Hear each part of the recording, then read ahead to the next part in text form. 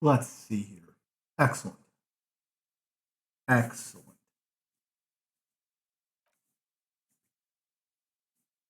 Hello? This is your comrade, King Mob, and I'm playing Disco Elysium once again. Welcome to the stream, Necklace. Welcome to the stream, anybody else who might just be lurking. We are about midway through day 5. Oh, I'm glad you're digging the stream thing. Just something I was playing with. Once I realized that there was a visualizer I could get.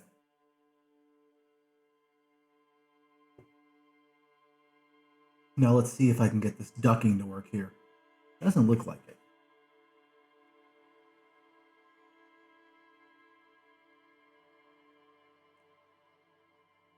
Once I figured out that the scenes and the sources can video and image sources could use Photoshop style blending modes like additive, subtractive, darken, so on. It's like, oh, I can do some neat stuff with this. Okay, checking a few more things. More filters. Yeah, exactly. Exactly. Doesn't look like my ducking's quite working right. Yeah, it doesn't quite look... It's not really bringing the music down as much as I'd like it to. So let's bring the ratio.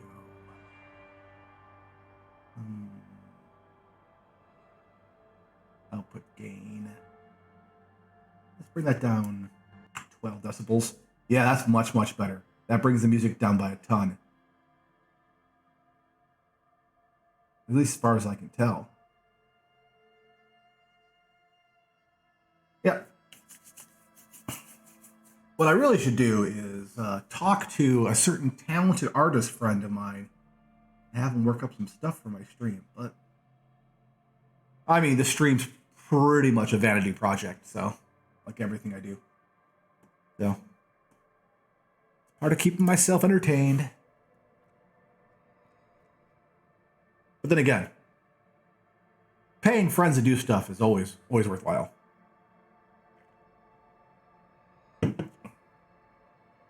Bring on the Kim, I will. Yeah, there's definitely an aspect to this game that I find very familiar with Mass Effect. That, yeah, I'm gonna keep talking here and see if it's gonna kill the audio. Yeah, what I was saying is that I found in Mass Effect 3, I'm sorry, all the Mass Effect games, I didn't want to let down that Admiral Johnson. Why can't I remember his name now? Admiral. Oh God, your father figure. Like I can't be evil. I can't be evil and a bastard in that game because I don't want to let down my virtual father. Not Admiral Hackett. That's Detective Vukov. That's Bishop. That's what is it? Wow, I am drawing a blank. Yeah, it's not Hackett. No, it's not Hackett. I love Hackett. Hackett's great for other reasons. Admiral. Not Johnson. Man, COVID has done a number in my memory. Anyways, we should get moving here. Let's check our book here. Maybe someone can remember it. He was the captain of the Normandy before you got it, because you were just Commander Shepard. You weren't the captain of that ship.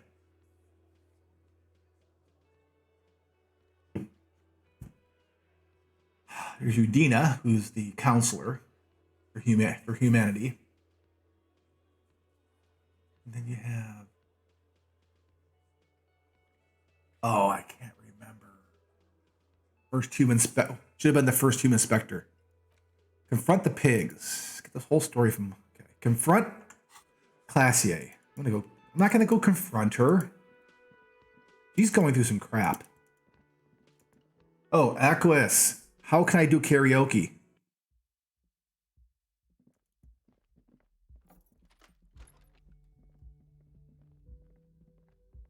I don't have my phone on me. Someone look up the Admiral in Mass Effect. But as I was saying, I also don't want to disappoint Kim, so I don't know if I could go back through this game and play like a fascist playthrough, or just play like a Gonzo journalist playthrough and like do all the drugs and talk all the madness. I don't want to disappoint Kim. Best It's boy, always good to see you. best boyfriend. Something in her demeanor has changed. She's tired, consigned to her Admiral Anderson. There we go. here with you and what's to come. How did both told us it really happened? I understand. Puts a coffee mug on the table. Just like that. No resistance. Her shoulders are slouched, her feet long and straight. Chill. I'm the cool cop, remember? I'm sorry for wasting your time. I should have known that you'd find out.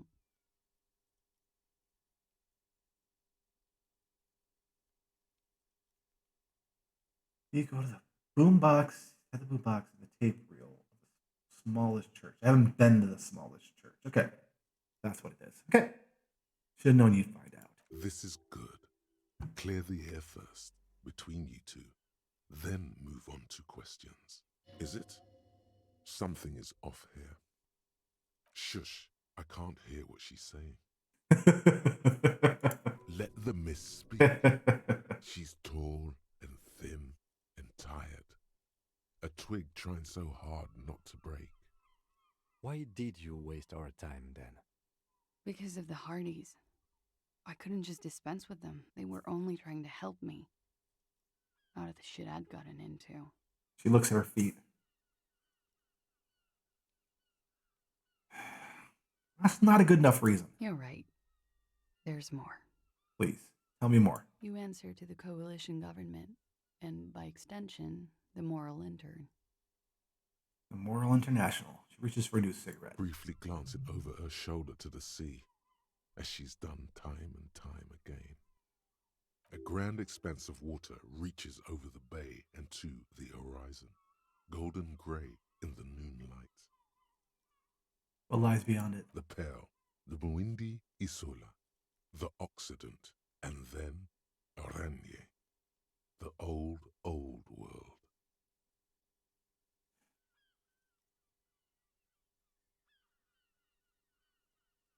Is that why you're looking over your shoulder? You're afraid of the moral intern? No. You share a database with them. You send people to their courts. Guess so. He lights a cigarette. What's going on? What did you do? Just business. But bad business for some people in the moral intern. If I show up in your records, officer, they will find me. They will... What happens if they do? They will kill me, sir. If you file my name, take me in for questioning, enter me into the moral intern mill. Okay, I'll turn it up a bit. Let me see if I can get the menu open here. Someone's been playing with my audio settings again on my computer, I think. One moment.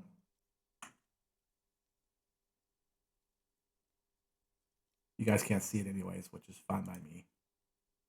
Yep, someone's been hitting buttons they shouldn't be hitting. Probably my eldest. I keep the volume at the mixer level at 66%, and he had it at 40. So, does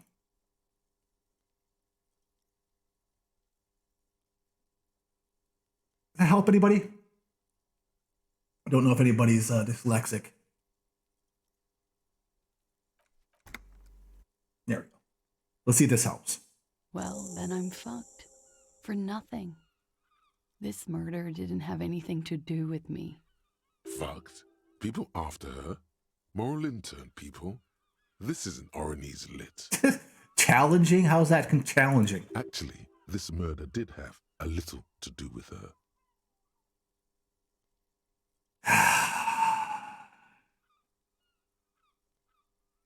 You said you studied Orionese lit. What is this fugitive stuff? I did. I also had a side job selling insurance that I was really good at. Got picked up by a bank. Competitive intelligence, they called it.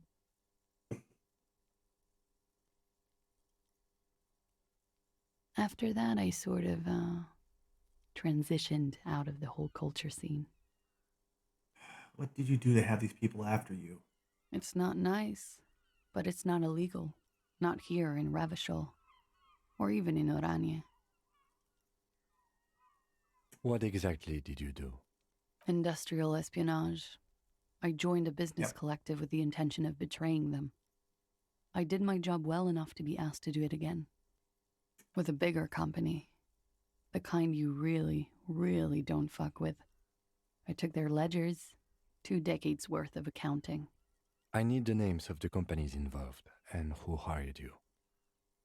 The job was Lou's doing County Savings Bank.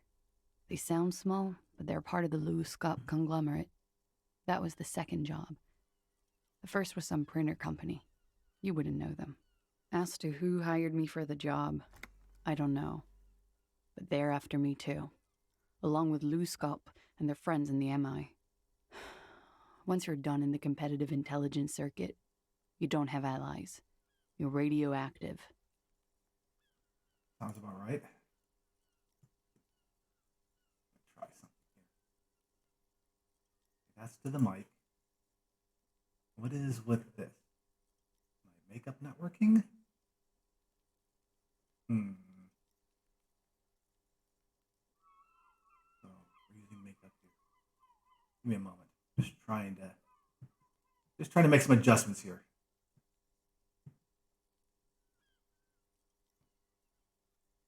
That should be fine. Lowe's cap. These people engineer financial disasters in second world countries. The conglomerate also includes the Bank of Consecration, Airberg, and the popular Papalolo line of dairy products.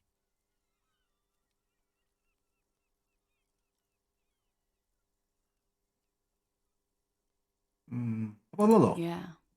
Papa fucking Lolo wants to kill me. You don't say. A lot of shit you got into. It is. Many people lost their jobs. Not just C-suite. Ordinary people. What I did to get to accounting, You shake your head at the thought. a lot of people got hurt.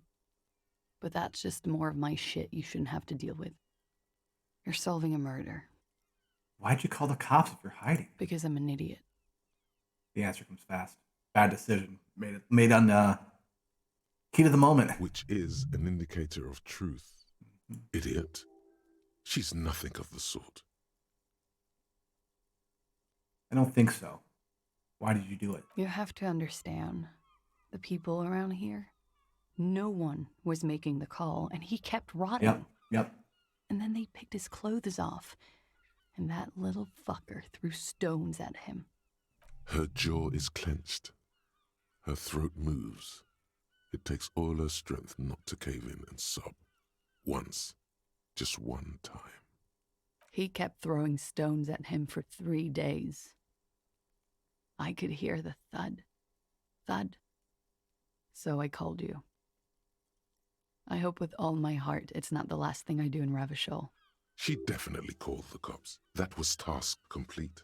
It could not have been a lie. That is impossible. One moment. Of course, there's stuff everywhere.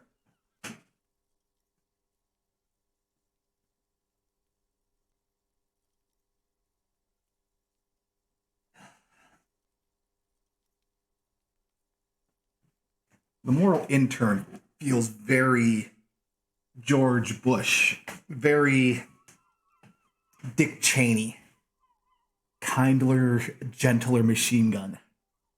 What happened here the night he died? We were there. Together. In bed, I mean.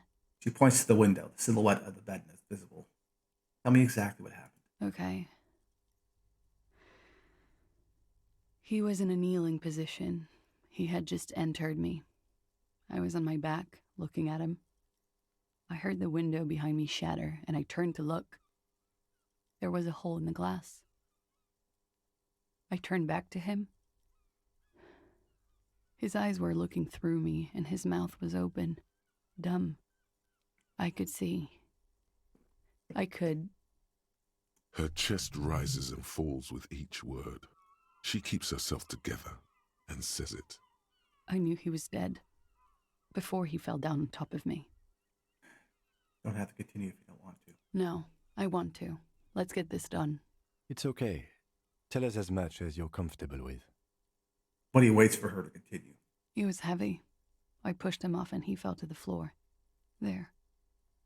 He only had his boots on. I bit the pillow, not to scream, then ran downstairs. There's a long pause. She just stands there, her arms at her side. I waited for the second shot to come. For me. I thought there would be one. It never came. She's forgotten about her cigarette.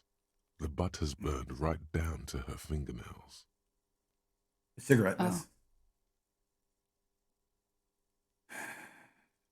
Sorry this happened to you. So am I. Really proceeds to light another one. What time was this? When did it happen? It would help us if you could be as precise as possible. 11:30 to 12:15. I don't know the exact time. Around midnight. Literally 4. It's okay. Were you inebriated? He makes a note. Not as much as usual. He'd done a line, plus other things. I was drinking. Wait. Titus said she was gurning her jaw off, much more than usual. Doesn't matter. Did you hear or see the shooter in the course of this?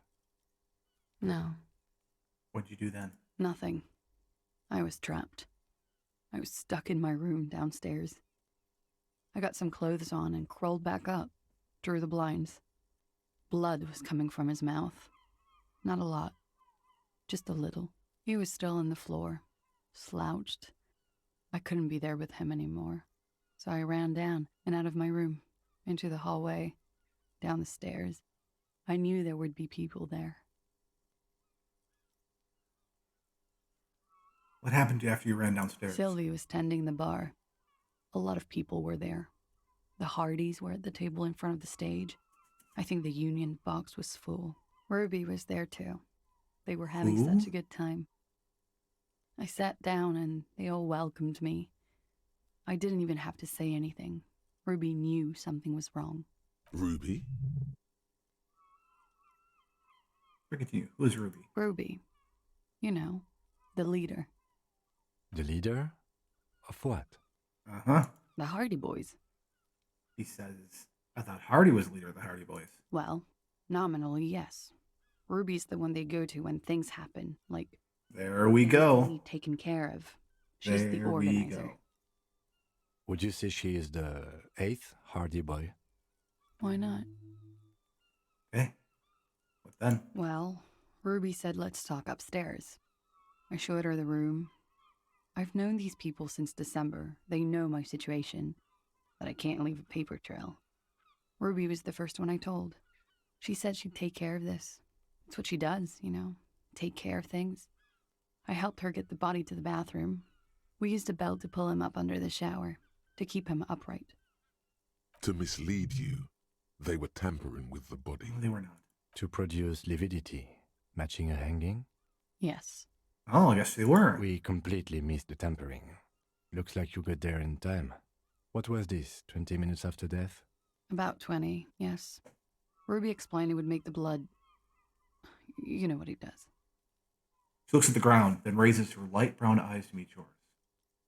Then what did you do? Ruby went outside to talk to Titus and the boys. I was just looking at Lely in the bathroom. I had to put his clothes back on. His armor, too. It was tough, but I've seen him take it off and put it on many times. It took Ruby maybe half an hour to come back with Titus. I'd gotten him ready by then. They carried him out. I knew what they were going to do. Make it look like a hanging. Yeah. Ruby said they would. Oh, see. What did you do while they were hanging him? Ruby said to wait here. She also said I wouldn't see her for a while, that we should lay low or something. So I did. This Ruby, where is Ruby now? I don't know. I haven't seen her since. We will need to take this question to the Hardy Boys. Interesting. Why did this Ruby go through so much trouble to hide something someone else did? Look into this later. When this happened, you hear a gunshot? When he was shot? I may have. I don't know. I couldn't hear anything over the glass exploding. The gunshot wasn't that loud. This is something to keep in mind when assessing the distance of the shot. When was the window changed? Last week. Angus and Titus's brother, I think he's called Tibbs, took care of it. I told you I'm a horrible girl. I told you things break around me. Takes a drag. Poor woman. You should have another look at that window after this. Yes. Construct the scene. It's right there. In her bedroom. Inside? Yes, you see the glass sparkling out of the corner of your eye. Think we're done here from now. She nods, silently. She doesn't even smoke. Just picks up the cold coffee and holds it in her hands. Then glances at you in the door. He's thinking, are we done here? Or maybe you should take her to the station for safekeeping. No. She lied to you. And she's a flight risk. No. No, that won't be necessary. Just leave her alone. She's been through enough. She doesn't need this police brutality. Absolutely not. Multiface, I'm beginning to doubt your judgment. Are you sure you're not sleeping on the post? You have to wake this one up with force if you want to continue pushing her. No. Return to sleep. What's this? We're getting reports of normal, reasonable, temperate, political opinions somewhere in Martinez.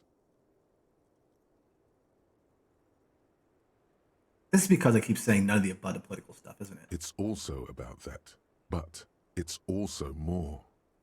Perhaps it's the hangover.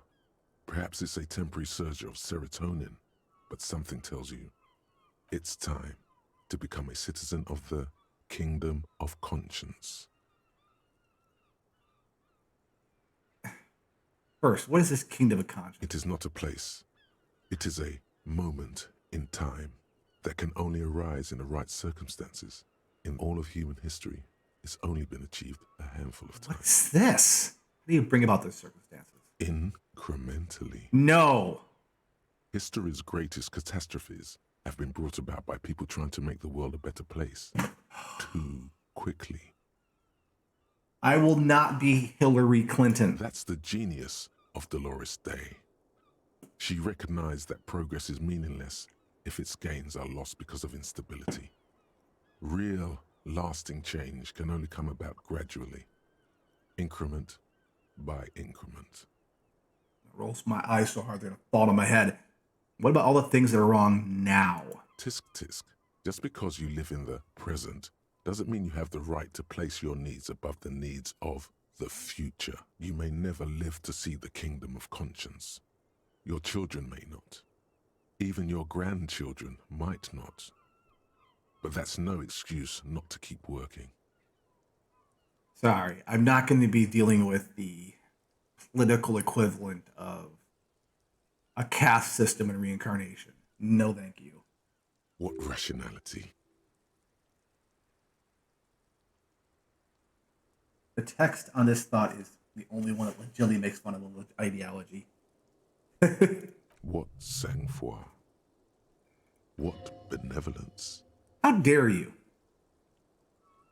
Wait, is the Kingdom of Conscience really just doing things? Or is it just preserving the status quo? Do you believe the status quo is preferable to chaos and bloodshed? No. Then you've never lived through real chaos. Oh, Sometimes, in the face of great disaster, defending the status quo is progress. but what's the Kingdom of Conscience actually like? The kingdom is difficult to comprehend and even more difficult to describe. Partly because humanity will need to discard many of the categories that define and limit it today. The kingdom of conscience is post-capitalist, post-national. It's also post-industrial, post-ideological, and even post-sexual. Man, that sounds kind of terrible. I don't think I want to be a moralist anymore. What you want is immaterial. The kingdom of conscience is coming, whether you like it or not. Only very slowly.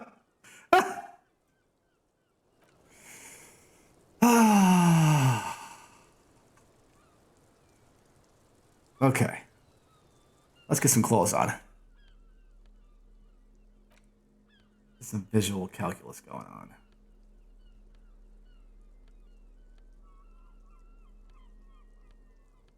Do I have any visual calculus going on? Problem. Okay. Heartache is powerful, but democracy is subtle. Incrementally, you begin to notice a change in the weather. When it snows, the flakes are softer when they stick to your worry-worn forehead. When it rains, the rain is warmer. Democracy is coming to the administrative region. The ideals of DeLorean humanism are reinstating themselves. How can they not? These are the ideas of the Coalition and the Moralist International. Those guys are signal blue. And they're not only good, but they're also power. They're also powerful. What will it be like once their nuanced plans have been realized?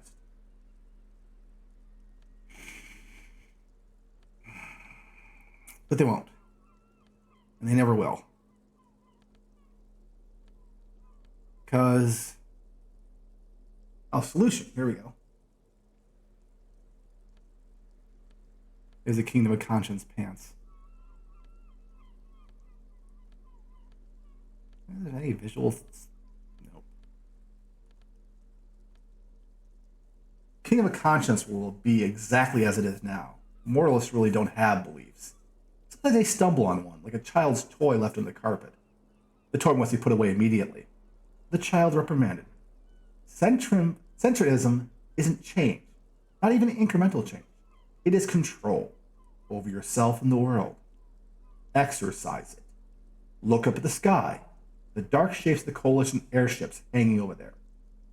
Ask yourself, is there something sinister about moralism? And then answer, no. God is in his heaven. Everything is normal on earth. Thank you for getting that. Because we are not going there. I will tell you that much. We are not going there. This window is pristine on the inside, unlike the one next to it. Light from the desk lamp reflects off the glass in an untarnished golden halo. Visual calculus. What happened here? Golden light melts away into the blue, glassy darkness of your mind.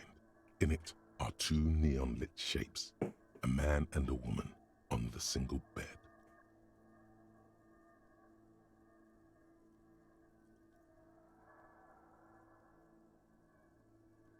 One, two, three.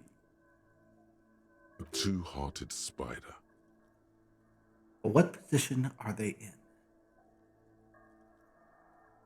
Like the witness said, the man is kneeling, the woman is on her back. It's the night of March 4th and a shot has just been fired.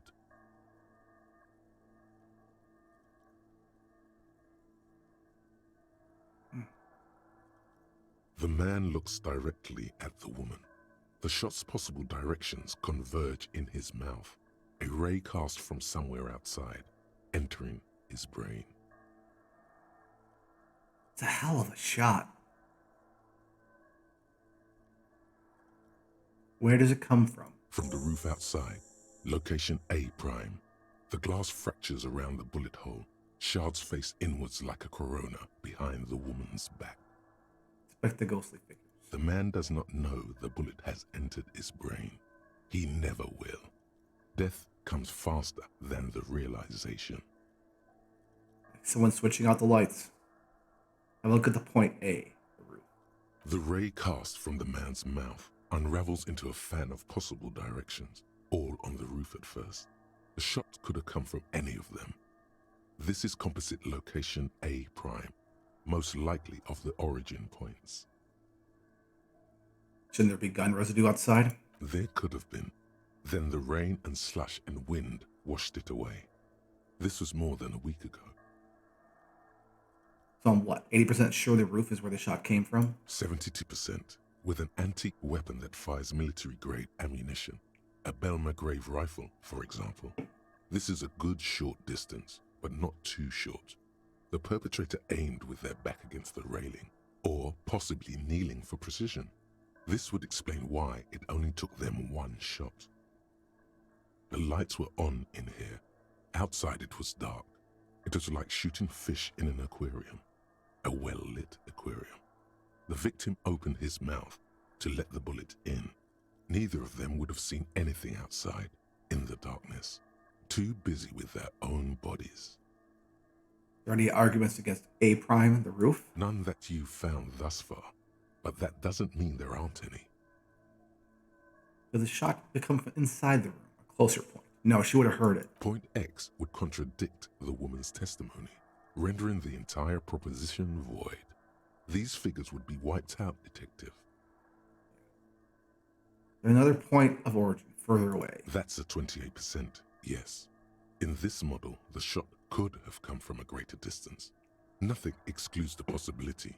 Should we extrapolate to include every possible point of origin in Martinez? Absolutely. Extrapolate the radius to include all of Martinez.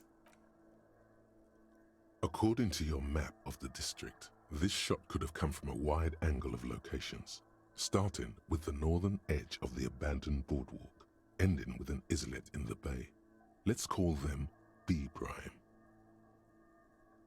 Okay, more precisely. B prime for boardwalk, B double prime for Land's End, and B triple prime for the islet, detective.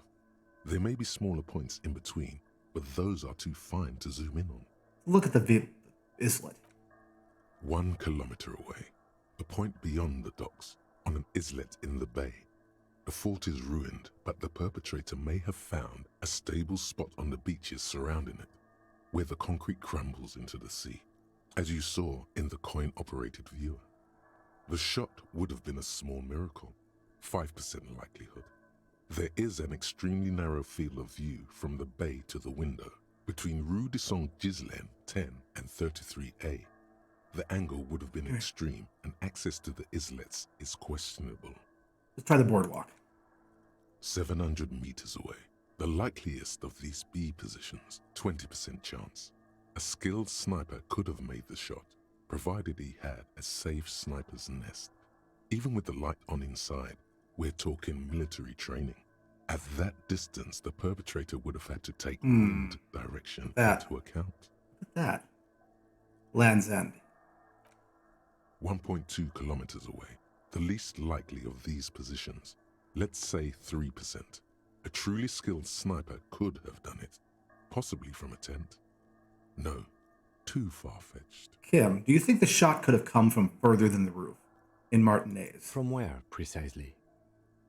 Let's say B prime, the boardwalk, B double prime, Land's End, or B triple prime, the islet.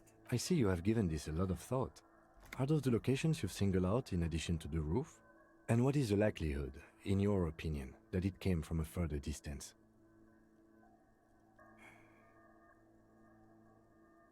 I'm just being thorough. Okay, well, we should see if there is gunshot residue or sniper nests if we go down the coast. Rule these spots out one by one. It would be the diligent thing to do. Until then, personally, I'm going with the roof version. A simple hypothesis can be wrong, but it's something to build on.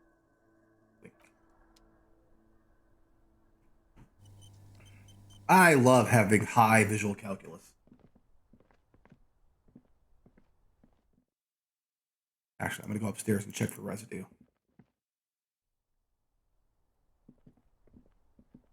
I mean, I have no idea how big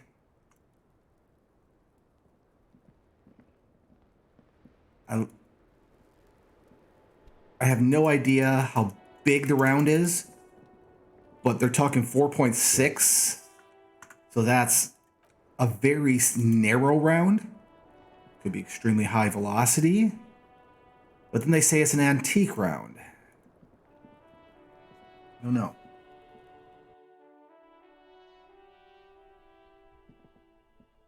But hitting Neon lit shade. something like that from 700 meters with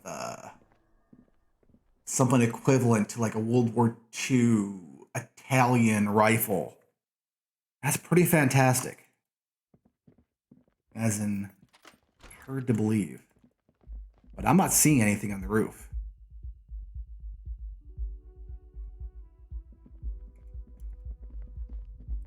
Let's see what's next on our list here. Let's go check out those places where the shots could come from.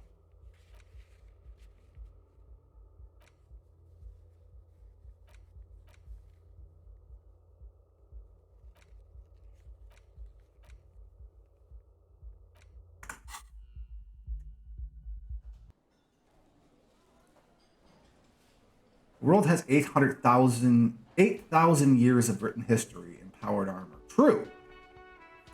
I mean, at a 4.6, you could have a casing that would be, say,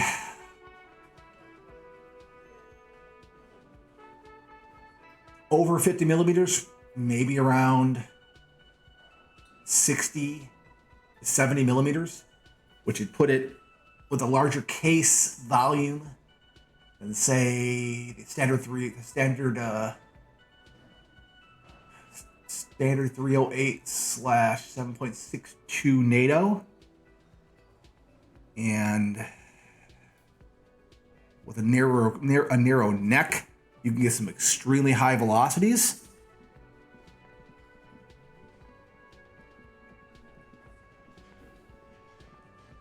I just hope they can do more stuff in this world. That's what I'm hoping for.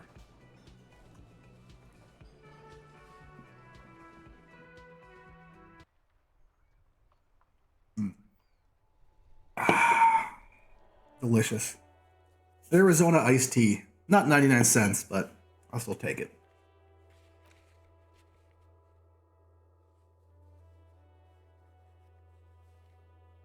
Is that the boardwalk? Looks like the boardwalk.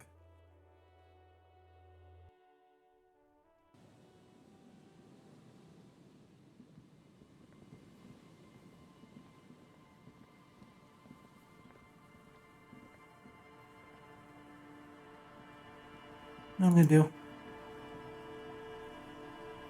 You pick up the handset.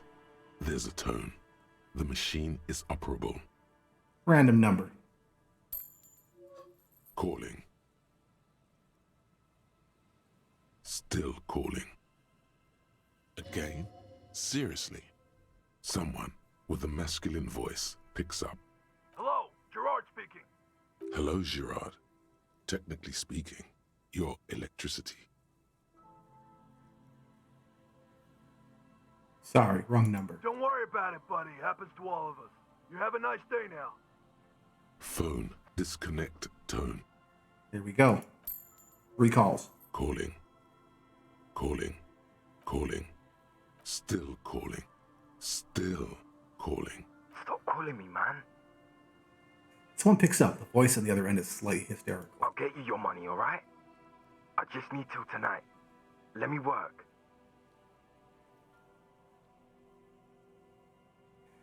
You seem to be in some sort of trouble. Maybe I can help you. I'm a police officer. The phone gets hanged up fast as light. 50-50. All you hear is a little shuffle of nylon as the hand moves on the other end. Disconnect tone.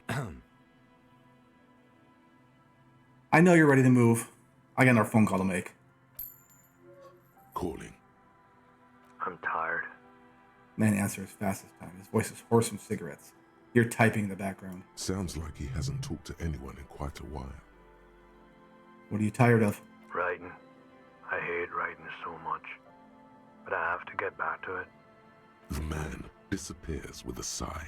You do not hear the customary disconnect tone, just silence in the handset. The machine is still waiting for you to dial a number. Seems like it did not have time to swallow the coin. This sometimes happens. Lucky you, the call went too fast for the payphone to register. You can still make a new one without paying. Dial a random number with your eyes closed. You close your eyes and put your index finger on the rotary dial, then pull down on the number, then move one up and repeat the motion twice. Strange. This is not how you started before. Keep dialing. 414447. The rotary dial feels cold from the sea air. 1117361.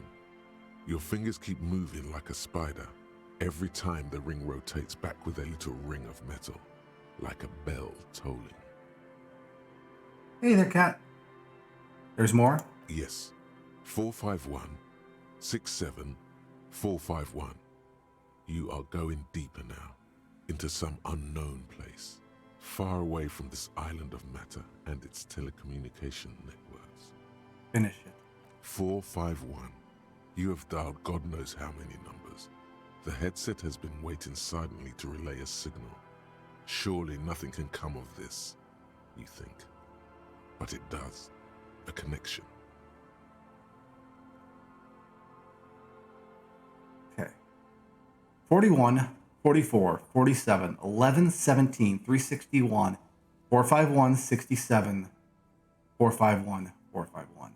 An ultra-long distance call. Your air fills with a crackle, the wash of a strange ocean full of white noise. A little bird starts ringing in there, not like the local calling tone before. No, a small ring in a cage of distortion, far away, a distant network of phones. Calling. Calling in the night. Calling still. The handset starts slipping from your sweaty palm. Your breathing is heavy. But call more. Calling. Calling. Calling. Calling. Calling still. Then the ocean breaks.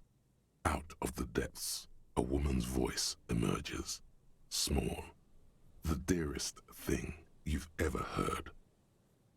Hello? You sound sleepy.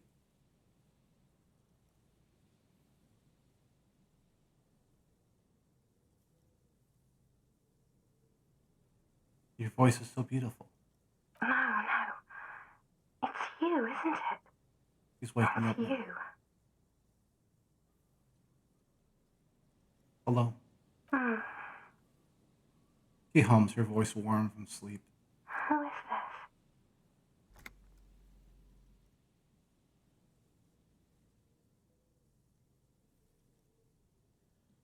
Who is this? Dora. Who is this? The connection is bad. In the distorted distance, you hear someone turning next to her. Bed springs rattle. Don't react. Whatever you do, don't react to that last thing. Don't react. It doesn't matter if you react or not. You still think you hear a man's voice in the background. It's covered in pain and white noise. Goodbye. A sigh. She heard you, but she does not hang up. And neither do you. You can't. I'm a revolutionary servant of humanity. I will free mankind and abolish the classes. I will raise the dead. You're not a revolutionary, Harry. You're drunk.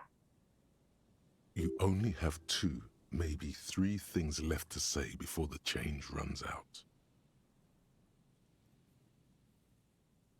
I'm not drunk or high. I'm just hurt. Why does it hurt to talk to you? Oh, God. There's silence as heavy as tin. White noise howls. Hey, Do you know what time it is? It's so late here. sounds like she's looking for a clock in the nightstand. It's 4 o'clock, Harry. I need to wake up in 2 hours.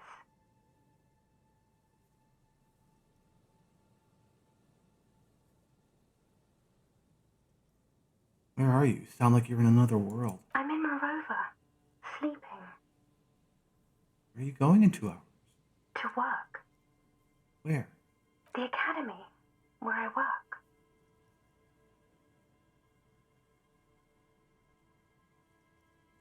The academy? That sounds better than my job.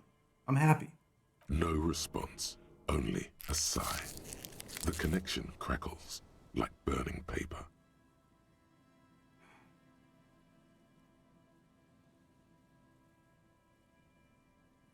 Your hand isn't moving. Voices in your ear with evil sadness. I want to talk about me. Who am I? You sound like you know me. What do you want to talk about that we haven't talked about already? This is bad. You feel your right hand on the handset cramping up with pain.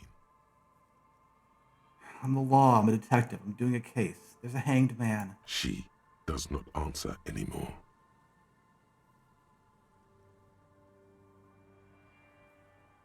I'm gonna solve it. Harry. Disconnect tone.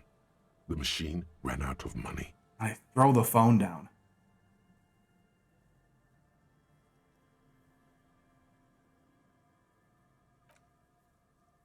That was fun. Whew. Three was the charm. Exactly what I needed.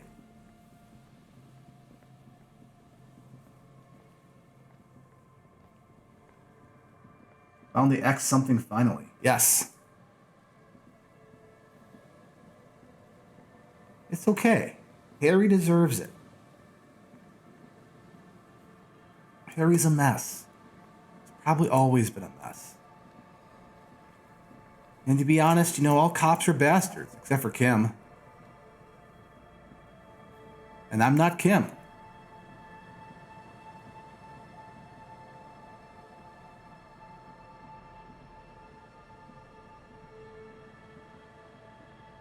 There's some tear. An empty... Stop messing with the coin viewer and hold on to something. The wind's so strong.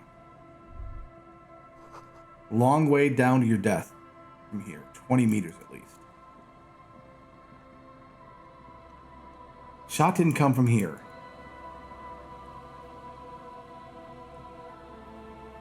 At least this part.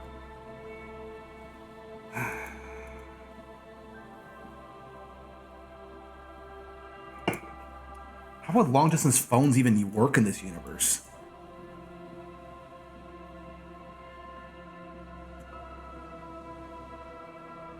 I have no idea.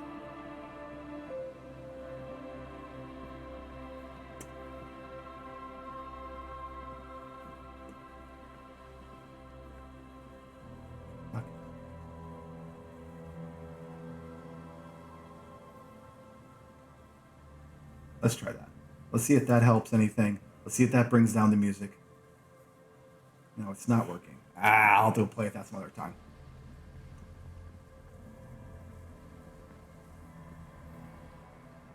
Had it working for a while, and then, well, An old door, worn by elements, guards the depot. The wind has blown a sand dune in front of it. The door hasn't been opened in a long while. See a handle. This structure been used to take the shot. From here to the whirling, I can't see how. The church is in the way. Walk away. Okay.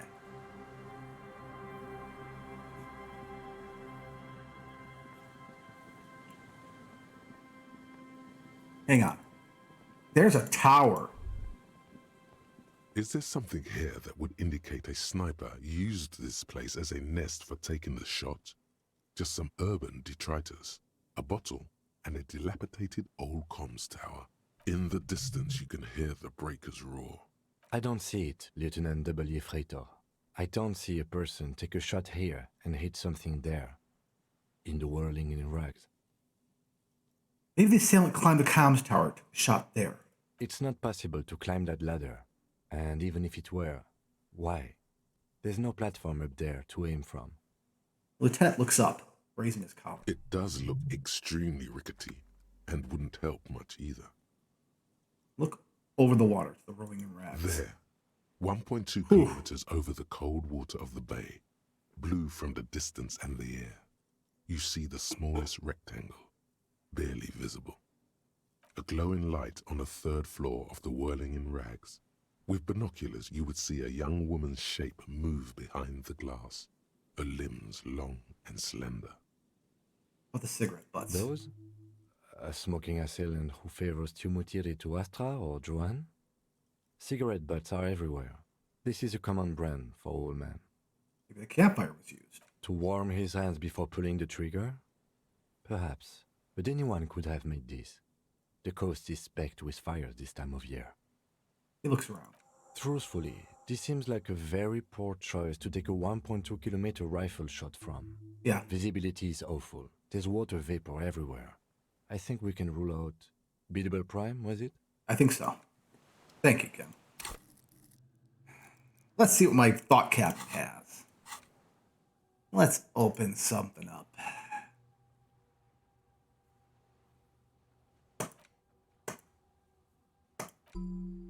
Okay. This one's going to take some time. Cleaning out the room. Someone's been walking around in your dreams lately, looking for something. Tidying up, rearranging, storing away all the unrealized dreams, putting old pains in boxes. The worst nightmares have settled down for a while. The spot of light in the bedroom door after the dark, the fluttering of eyelids in the spring sun. A thought that arises, only to disappear again. And yet, there's a pattern emerging.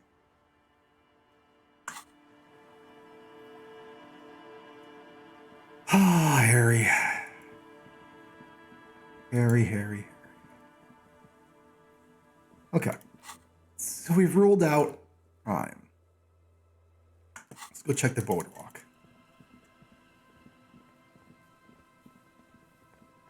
Yeah, let me fast travel or? Nope.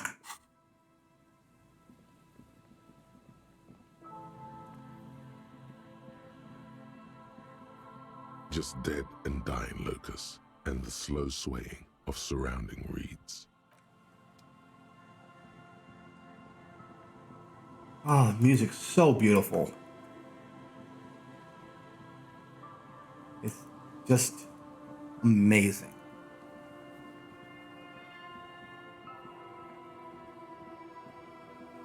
Now they finally added it to Spotify.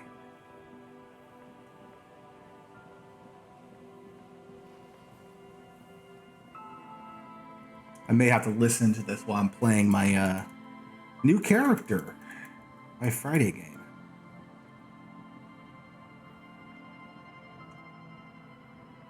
Looking forward to that, to say the least. Put down my vampire for a little bit and try something else.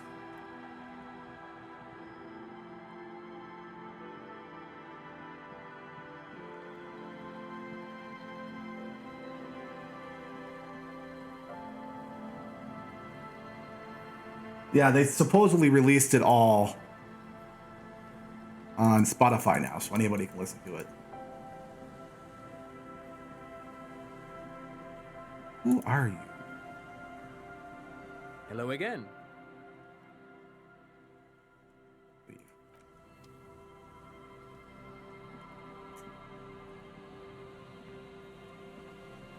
Necessity-driven architectural design at its best. Or worst.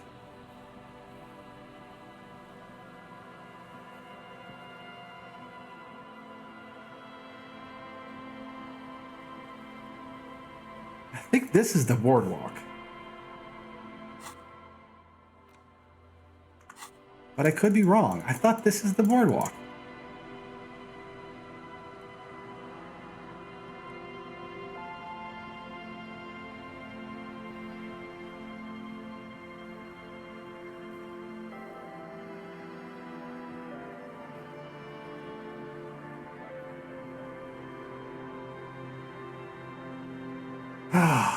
I'm gonna wait until it's 8 o'clock, and then I'm gonna send Kim back with the body.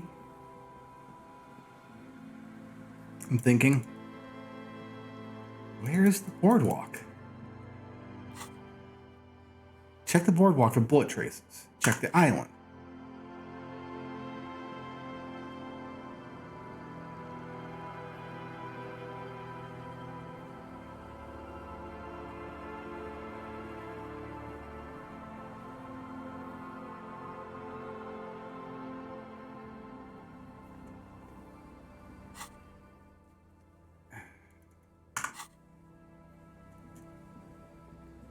where the cryptozoologist was.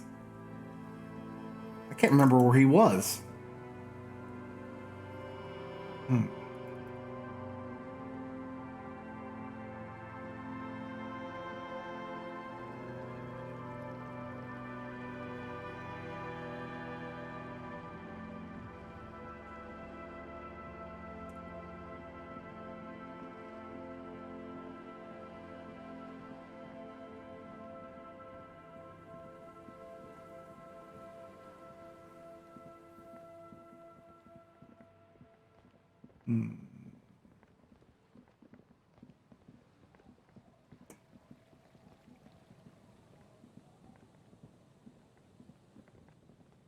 But yes, I'm joining a Mutants and Masterminds campaign.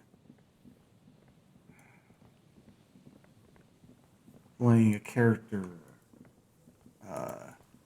World War I era Frenchman named Quain,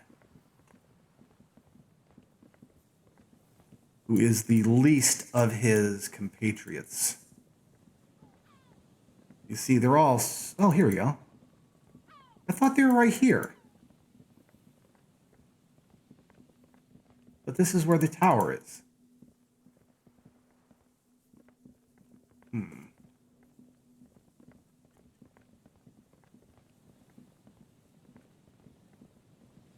But I've heard really great things about Mutants Masterminds as a system. Not that I'm really used to playing games with systems. Where I've been, we don't need dice, so to speak. But a little bit of accountability is good. It's funny, the two different sides of accountability and role-playing.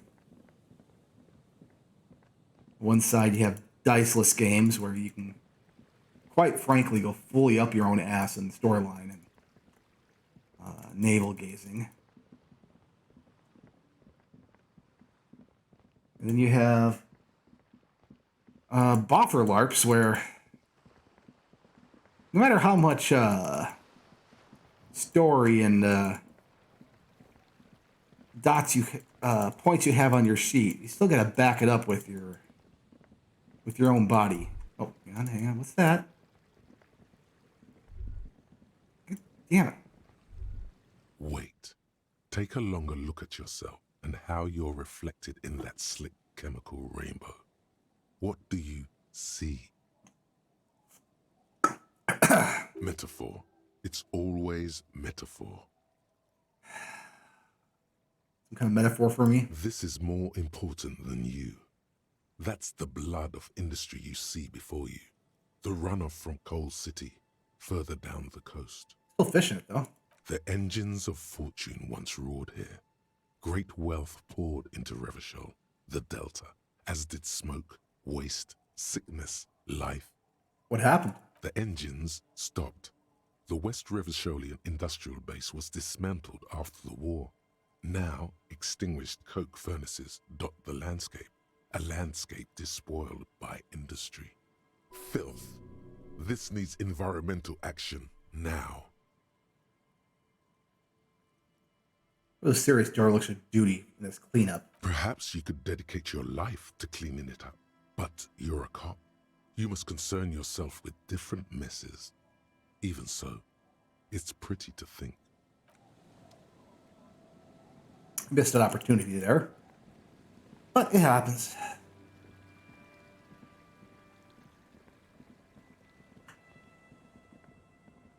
And now I'm by the... This is frustrating. And now I'm at another dead end here. Now I'm at the fishing village.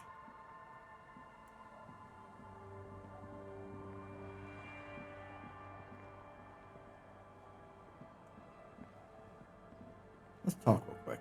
The scruffy-haired little boy kicks a stone while the other... Bye, kids. Take care.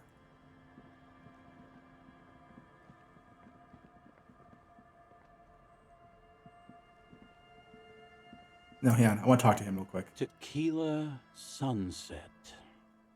He nods in appreciation. I got you some more booze. Can you tell me the next story now? Of course. Drink first, story later.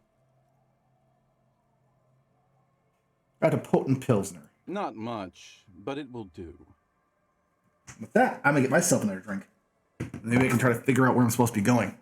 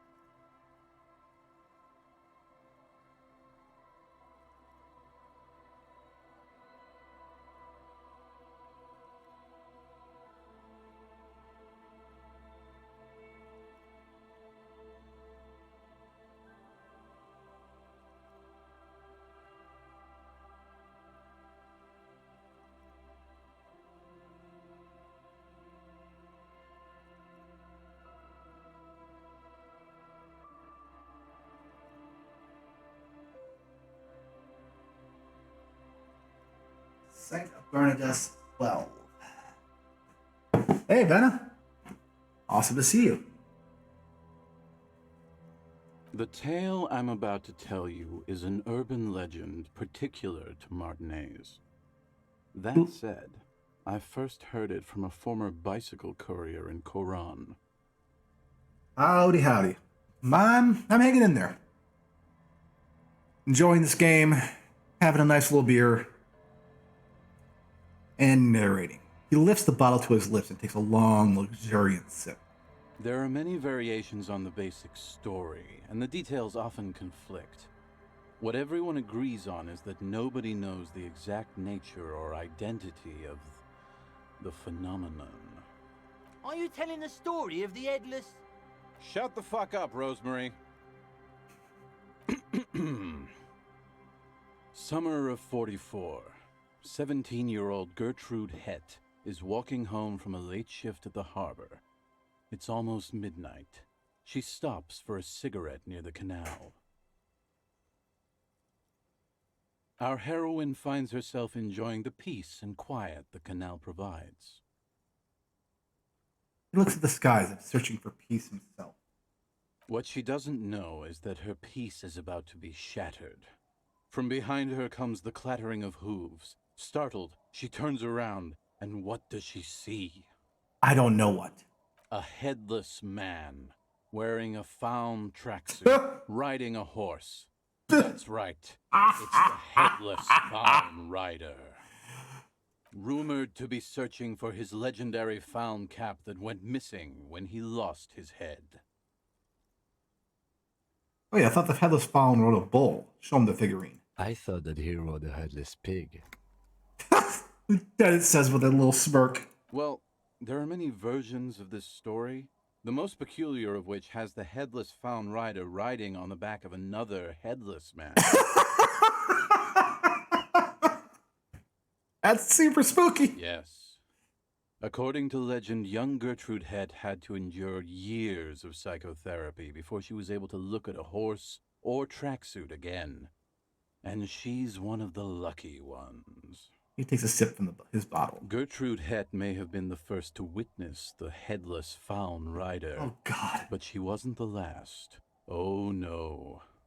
Tell him about the two feminists by the locks. Fuck, Rosemary. They were dating. No one said they were feminists.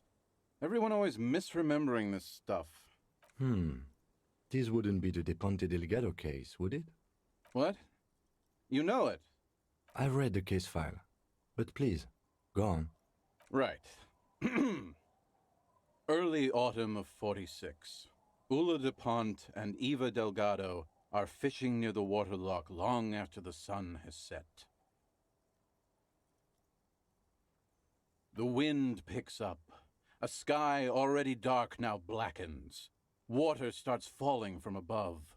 The first cold rain of the season.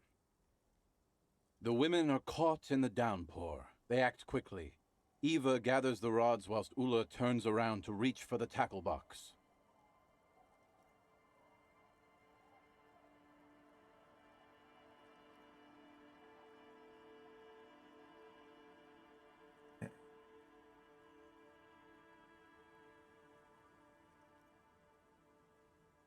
All right. When she sees something, her shriek is so violent that the residents of the nearby apartment building believe lightning has struck. But there is no lightning. Only a heavy downpour and the silhouette of the headless Faun Rider looming on the horizon. Ula makes a run for the shore, but Eva slips on a wet rock and disappears into the cold, cold canal with nary a sound. Her body is never recovered. He falls ominously silent before speaking, and then looks you straight in the eye. What happened to Ula de Pont? Asked him, Spy. Word on the street is that she, you know, Makes a finger pistol with his right hand and redacted. gave herself facial deconstruction surgery. Real grisly stuff. That part, at least more or less, corresponds to the case file. See? Told you. The man takes a long, self-satisfied sip. Anyway, that's the story of the headless Faun Rider. Pretty crazy, huh? Already seen some weird shit in this case. A headless jockey in a tracksuit. That's right in. Hard to argue with that, I suppose. That's the reality situation for you. You think you got a handle on it, then blam! It throws some wild shit at you. That's why it's critical to stay well hydrated. Who was the headless rider before he died? Well, Tequila, that's part of the legend. No one knows for sure. There are a couple of possibilities, though. Some say he was an undercover cop who blew his cover and got beheaded by the vicious gang he had infiltrated. Now he rides, searching for his lost found cap, plotting revenge. O headless brother, where art thou? Others claim he was a professional jockey who veered off course during a steeplechase, ended up in somebody's backyard, and got decapitated by an exceptionally taut clothesline. Okay. Even decapitation couldn't stop his commitment to the sport. Are you that committed? Personally, I think he was just some guy who hanged himself from a really tall tree, and the fall was so violent that his head came clean off. Coincidentally, at that exact moment, a horse happened to pass under him, and his beheaded corpse mounted it. Where it remains to this day. But then, no one really knows. For some reason, this does strike you as the most plausible theory of them all. None of those sound plausible, to be honest. Like you could do better, Tequila. Anyway, to each his own. You want to hear any other stories? That's nothing. I did even crazier story. Yeah? Why don't you go eat shit, Tequila? There's no way you know a better one than that. Yeah, you're right. Nothing comes to mind. Damn right it doesn't. So why don't you just shut up and leave it to the master? Okay, whatever happened, whatever became of the headless Faun Rider. No one knows. Some say he stalks Martinez to this day, and can be seen near the canal when the clock strikes midnight. Makes a spooky gesture with his free hand. He won't, though, because it's just a stupid legend. Lieutenant Spurks. Aye. I saw him one night when I was right shit-faced. You have any more urban myths? I actually do have one. The strangest of them all. But I'll need to fortify myself before I can tell that one. Do you have anything to fortify old Doom Spiral? I don't Tell wanna me you kill got him. some story juice. Really bleeding me dry here. I'll get you some more. Give me a moment. It's very hard to tell a story when one's mouth Give is me- dry. Be seeing you.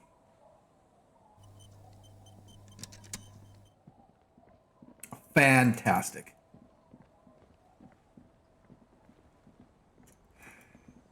See if it got anything new for me.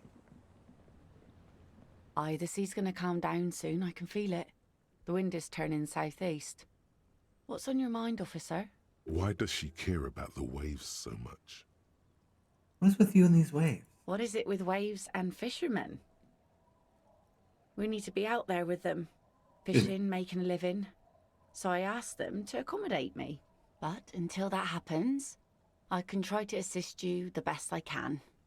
Look at her. So, what will it be, officer? Look at someone else, actually. Oh? That's it. I'm not Well, looking how at can I assist you then, officer? a suggestion, heroic. She needs to go on a date with another drunk. Badly. No. She doesn't need another drunk. She needs a break. That's what she needs. Yes, it does seem plausible as any of his other explanations, but I am talking to Idiot Doom Spiral.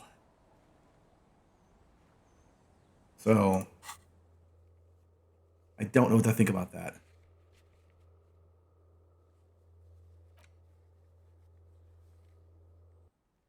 What I do know, though, is I need to buy some more alcohol and some more Sudafed.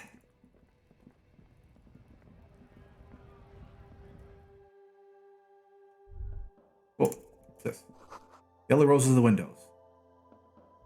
Those aren't the flowers that were left for Classier.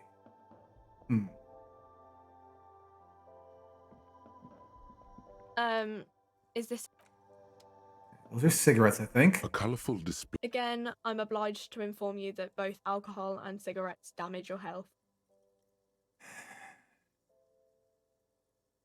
Give me the Commodore Here you Red go, wine. mister. Need some drugs to A keep my... small cabinet on the wall is filled with various medicine bottles, nasal sprays, and blister packs. They all bear the Saint Baptiste Pharmaceutics logo. Dramamine, please. Okay, here. I hope Saint Baptiste makes you feel better or something. Okay, here. Okay, here. I hope Saint Baptiste makes you feel... Okay, here. I've now exhausted the drug supply here. As I hoped. Do I have any terror? The tear machine stands in the corner.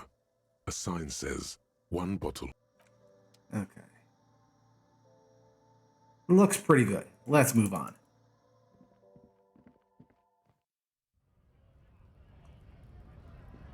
There's a sleeping dude somewhere.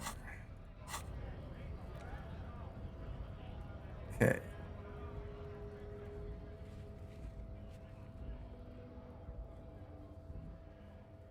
Alright.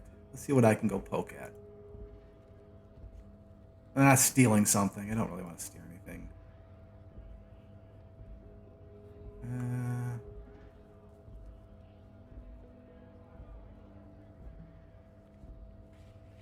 Wow, don't have a whole lot of tasks left. Let's talk to this guy real quick. Right to work! Right to work! I'm Shame on you! not gonna start this shit. I'll be going now. I think flashing that in front of him would be like pretty much the worst thing ever. Oh. I hate when that happens. A little bubble comes up and can't get to it in time. Something I don't know.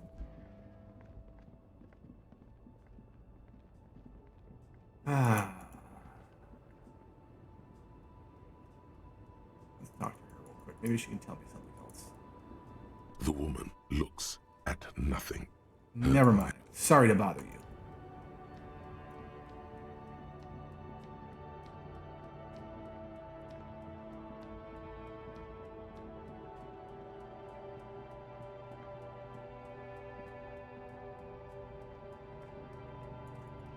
Work is a basic human right. No. Surviving is a basic human right.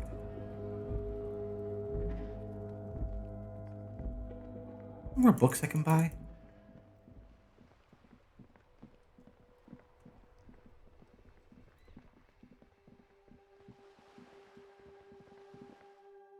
Go talk to this poor woman. Hi, Ace Detective. Are you here for more books? My health. Little girl help. My Dick Mullen book right before I get to the end. You know what happens? Which book was it, sir? Dick Mullen, The Mistaken Identity. Oh, I'm very sorry, sir. I haven't read that one yet. I wish I could help you. Okay, goodbye. A small mountain of colorful board game boxes. There are numerous types of games for all ages. A lot of shelf space seems to be taken up by Wirral-related merchandise. I'll buy the Raw game. If you say so, but you better stay away from those immoral occult rituals. Why are you purple, lady? The display rack is brimming with worn paperbacks featuring an extremely muscular... Get a barbarian book. It is a bestseller for a reason. Yeah, because... people love power fantasies. You know? Shelves filled to the brim with crime novels. Shelves full of biographies. Browsing through, suddenly, a particular high-speed love next to the... I really must. I'm sorry. I did not mean to rush you. You are browsing. Go ahead. Take your time. Browsing through, suddenly, high-speed... Okay, I've already done this. I'm sorry. Yeah, you're being nicer to me because I bought a bunch of stuff. Several maps have... The maps look old and faded. Your eye... This large ozone disintegrate. In the northeast, a dust mite... The ocean breaks apart. Connections. 850 million... Sorry, guys. Sorry, everyone. This bookstore is not strictly about crime, romance, and biographies. Look through the shelf. It's the various books. Oh, These three, right. The point of the book, various paranet... Okay, I've done all I could. I think I'm going to send Kim away now. And then read some books to kind of eat up some time, because I don't think I can get to the spot I need to get to. Let's go spend some coins on this. This coin-operated viewer, your money disappears into the coin slot. A clunk, the ring of metal. Pull the handle and look The inside. curtains on the display open. You lean in to catch the view. It's blurry, different blues and greens.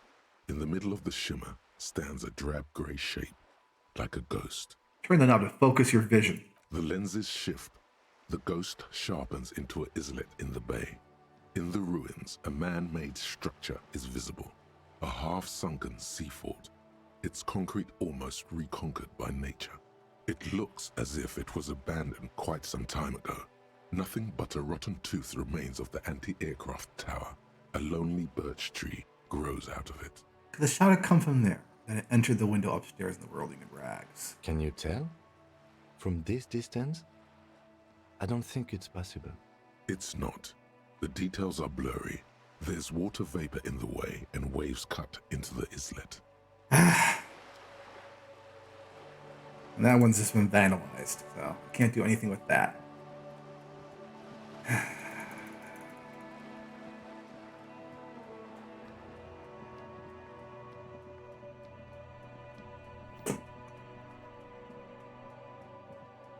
An old call box with a matrix of push buttons lists all the companies in the East Delta Commerce Center. East Delta Commerce Center?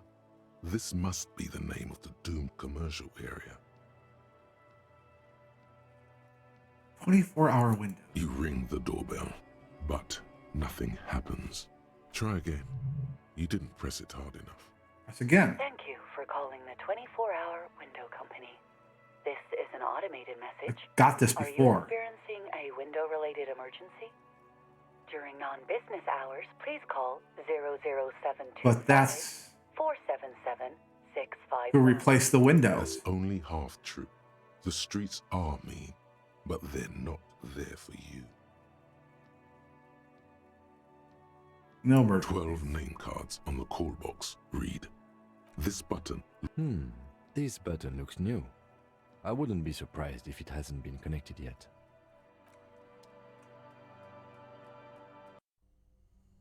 Okay, Kim. Time for you to scamper off. The bear's eyes are still glowing red. Let's bag him. Spreading over the freezing corpse hidden inside its belly. Let's bag him, Kim. Take him away. Lieutenant takes the body away. We work alone for the rest of the day. All right. Takes out a shiny black body bag and starts pulling the plastic over the dead man's face. I will need a little help carrying him. You take the hands, I'll take the legs. Well, yes, he does drive like a bat out of hell. He drives a V12 on top of a shopping cart, bag the corpse, and drag it to the motor carriage. Feld device. Well then.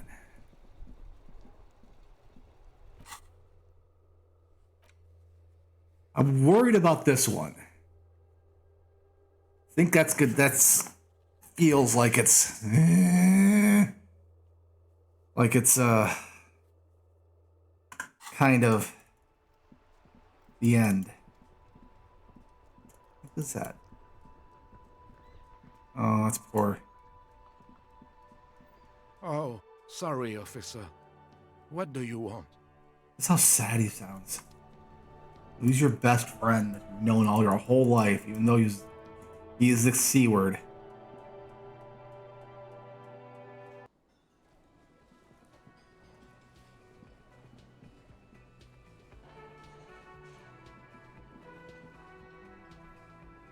Let's talk to you guys. I don't know if I've talked to you guys enough. Yes? What is it? Yeah, the police, right? Cool, so am I. I don't know what to say. Don't say anything, Judith. What are you police doing here? I'm just looking out for... No one. I'm just a man with sunglasses. And you are? A policewoman. Yes. A policewoman who just wants to do her job. That's all. He just quietly looks away. Something about the man with sunglasses and you. The energy between you two is... Okay, yeah. Again? I can't believe this shit. Let's talk about the hypothetical 41 again. Okay. I can't imagine it anymore. Can I? Cool shades. As if waiting for some kind of reaction or response. Something to click. I'm going to say no. God. Okay, I was clearly wrong. He is a firefighter, male nurse, animal control agent. Something of that kind. Not a cop. Go on with your cop work. Don't let me stop you again. I'm going to say no. Okay. Okay. Jean. He's... Okay. I was... Okay, I don't know what I'm supposed to be doing there.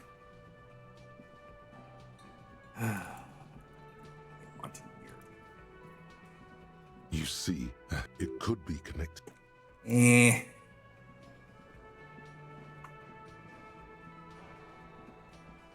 Time to hang out and read some books. So it's time for my 10 o'clock meeting with my gun.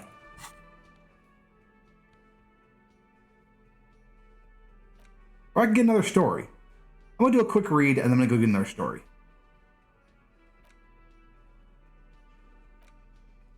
Yes. Time to read. I already read that. Here we go. High Pasternal Fantastique Populaire board game, illustrated with bucolic vistas and featuring odd-looking humanoid creatures. The 3rd edition Mega Settings Supplements module and can't be played with the main game. Large letters on the front form a title. Wirral. The colorful box is illustrated with bucolic vistas. The cover art also features odd-looking humanoids. Some short, some taller, some with pointy ears, others with ephemeral wings. Examine the box. Text underneath the title in smaller typeface reads, 3rd edition Mega Setting Supplements module. The side panel adds, a blurb on the back reads, tired of the tedium and toil of modern life? Escape to Wirral.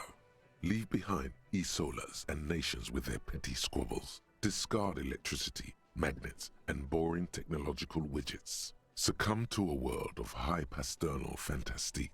Unleash your imagination and create an adventure of endless possibilities. Discover the terrible secret threatening Wirral. Can your band of adventurers save the world? Yes, we're ready to take on this challenge. Exactly. That's the spirit. All you have to do is read an intricate rulebook, study an assortment of maps, unfold the illustrated game board, and start rolling dice. In no time, you could be romping through grasslands with low-level characters, hunted by Iskala riders, or battling unspeakable monsters in endless dungeons fraught with danger and despair, conjuring up forceful magics to aid your Magics. Open the box. You pry open the box. Inside you find a folded up map, a small booklet, a 24-sided die, and a little plastic figurine. Look at the die. It's made from some sort of wood and has been decorated with peculiar plant motifs. You don't know much about dice, but this one looks pretty damn fancy. Take the die. You place the die into your pocket. It's always good to have luck on your side.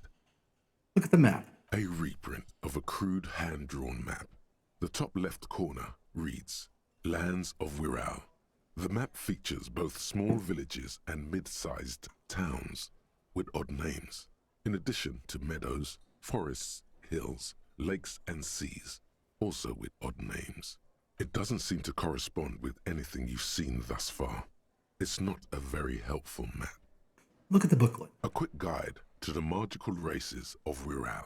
Create your own hero, choosing from any of these completely unique and fantastical backgrounds. The options are in order of importance. The Welkin, the Tweog, the humans, the fairy folk, and the pygmies. What about the Welkin? The Welkin, tall, lithe, and graceful, with long flowing hair and pointy ears. They're known for being powerful magic users, but can also hold their own in a brawn-driven fight. The Welkin come with a variety of exciting sub-races. High Welkin, Forest Welkin, Lake Welkin, and Snow Welkin. But if you're not feeling experimental, a basic Welkin will always do. Read about the Duergar. A grand race of industrious mountain people. They're short, stout, and muscular, and enjoy digging for gold and other precious minerals. They're also well versed in the art of combat, where they prefer to use axes and hammers. The Tweog also come in a few different sub-races. Hill Tweog, Shield Tweog, and Dark Tweog. Last stop before we get to the really racist stuff. Read about humans. They're just humans. What else is there to tell? They're average in all stats, and jacks of all trades. What about the fairy folk? A very small race of flying people, known for being mischievous, full of trickery. They often lure people into their magical traps. There are no sub-races for the fairies. Read about the pygmies. The least popular of the Wirral races, the pygmies, are short, rotund, and dim-witted. Pygmies live in small villages made of shoddy wooden dwellings. They spend most of their days tilling the earth and smoking their pipes. There are no sub-races for the pygmies. Look at the figurine. You see a man in ragged clothes wearing a lopsided hat and wielding some sort of a firearm. A leftist revolutionary, a communard. He looks lost, a stranger in a strange land. Most likely, he was just stuck in the wrong box on accident. Take the figurine. You pick the figurine up by the base to meet your gaze. The little plastic man stares back at you, his face contorted into a disturbing shout. Then you pocket it. A colorful box with the title, Wirral. Put the box away. Got some other stuff, though. Revolutionary set figurine. Nice little figurine. A turn-of-the-century leftist revolutionary. Ragged clothes. On his head lies a lopsided hat. Seemingly an Ushanka. In his hand he carries a little musket. And I got new dice. Standard Wirral dice. Basic 24-sided role-playing dice can be used to get results for several dice. It's made of East 70s snakewood and is embellished with plant motifs. Reminds you of a plated hill walkins.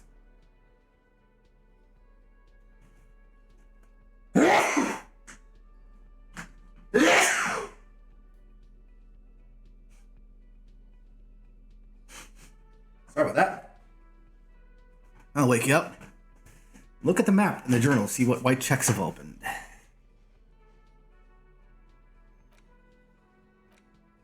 Alright, let's check the time. It's not even 8 o'clock yet. Let's read another book.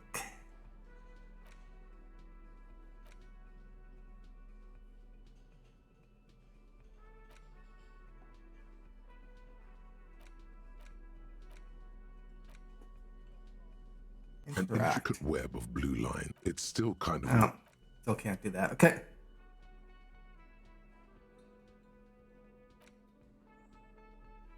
Interact. A cockatoo is a parrot with an erectile... Okay, what more? Talks about the delicate nature... Read despite more. its banging name. Read despite more. its banging name, the bang bang cockatoo is actually the... Perhaps, in the words, it must be glorious to behold. General? This is a yellow-tailed black cockatoo. Great. Right. Ouch. Not great for the neighbors. Where All right. to even begin? Can handle that. Owners also Pretty bad. recommended to get the book away. Okay. Now where is...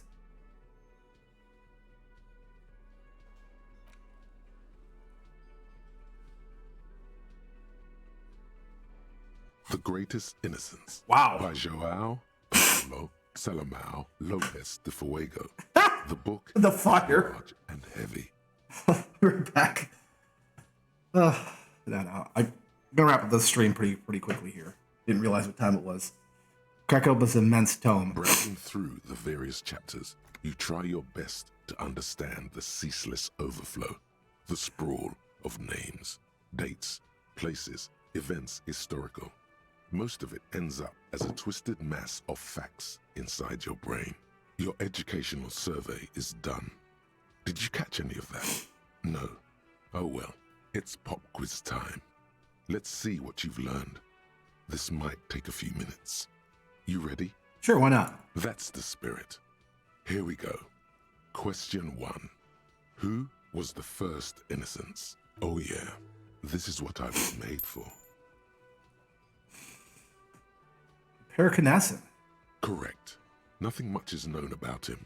It's not even clear that he was a he, but Franco Negro presumed as such and called him Pius. He's depicted as a young man with molten gold pouring out of his mouth. All he spoke was gold. It's said he invented God and equality of men before God. He also introduced the gold standard as a way for measuring people's love for Aurum. As the first innocence, he declared that there should be more of those like him. It is presumed his disciples were the beginning of the Holy Party. Just guess that. Party. Question 2. Who was the strongest innocence? Easy. Everybody knows the answer to this. You, me, anybody. Franco Negro. Correct. Named the innocence of militarism, he codified hereditary rule, but at the same time ended serfdom and established the Inter-Isolari Real as the global reserve currency. He also established the concept of the nation. Franco Negro attempted to solve the rising tensions between the aristocracy and bourgeoisie by building a unified society in which every man has a place and a mission, but at the same time may rise to nobility provided on the strength of his virtue. Virtue. Question 3. Who was the false innocence? Got it under control. No problem. Solid on this one. It's widespread historical information.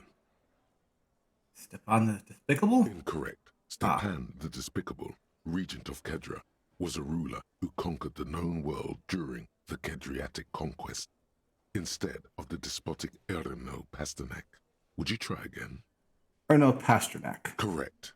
There have been a number of counter or false innocences, some assumed to have innocentic qualities, some who just thought so themselves. Occasionally, they have the support of a faction inside the ecclesiastic organization, and accusations of foul play have arisen. The most famous and important of these was Erno Pasternak.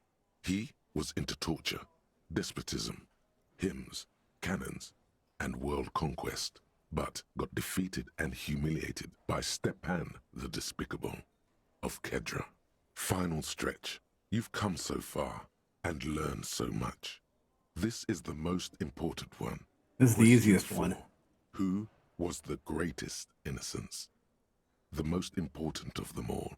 The most precious to humankind. I've got it. Honest. Dolores Day.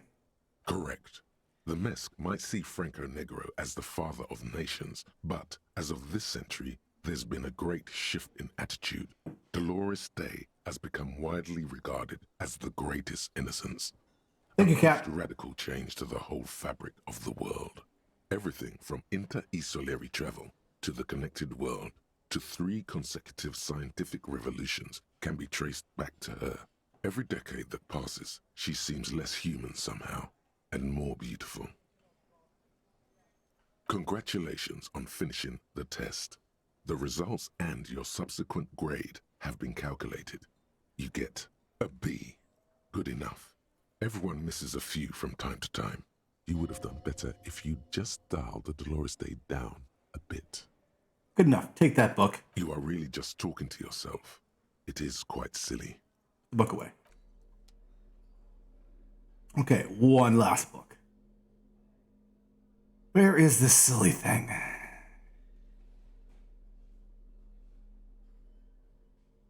Man from Heimdall. The edges of the pages are worn and smudged. A lot of people have read about the Devil Woman's altercations with the Heimdall man. Look at the back cover. The jacket copy proclaims, Man from Heimdall returns in his most exciting adventure yet. After crashing into a strange jungle, cannibalistic natives abduct his only surviving comrade, Noble Tyribald. Before Man from Heimdall can mount a rescue, he is ambushed by a tribe of female warriors and taken to the ancient citadel of Cloud City, where a mysterious and wicked queen rules supreme. Will Man from Heimdall be able to escape his dire situation and find his missing friend? Wicked Queens are my favorite. And I flipped the book. You open the book to a random page.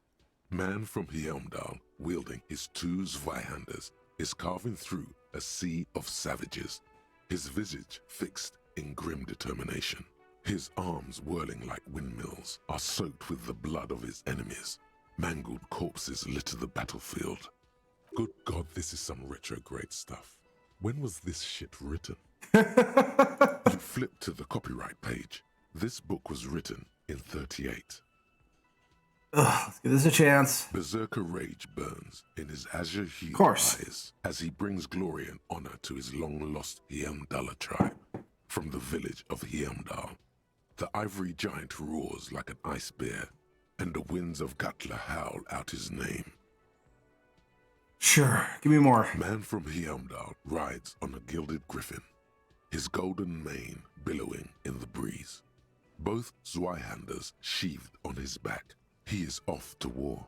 Will he conquer his enemies? Will he conquer himself? Blue eyes, blonde hair, of course. The steel muscles of Man from Heimdall gleam in the humid jungle air. Yet the man does not sweat. In meditation, his soul drifts in the frigid northlands he calls home. Oh, sure. A passage reads, The man from Heimdall looks up, his eyes blue as the mountain lakes of his homeland. He rarely speaks, but now his voice booms in the darkened throne room. Who would try to sap my masculine essence, wicked temptress? Son of Heimdall will never succumb to your seductive wiles. Thine spells are no match for purity and strength. Oh, yes. Brothers of Heimdall, stand above the vices of flesh, for it is weak and corruptible, yet mine is forged in gore and strife. Queen Lydiana just laughs, a sultry and salacious sound, then says, I have grand plans for you, man from Heimdall. She gestures her diabolical hand toward an array of potions and unguents. First, you shall please me. Then lead my armies against the vicious cannibals. Not a muscle moves in the face of the man from Heimdall. Yet inside, there is turmoil. I was hoping this goes against all he holds sacrosanct. I was hoping this would get better, but the writing is terrible and repetitive. What do you even know about literature? Have you ever read a book in your life? Of course I have. This is not just another book. It's Man from Heimdall, and it's done with you. Oh, it's done with me. Gonads and strife, Cat, indeed. Oh. The book is done with me. I'm not done with the book. The book is done with me. Whew.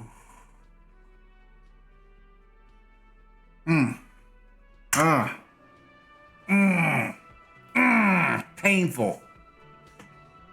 You know, just taking that Conan the Barbarian and swords and sorcery narrative and just laying it bare.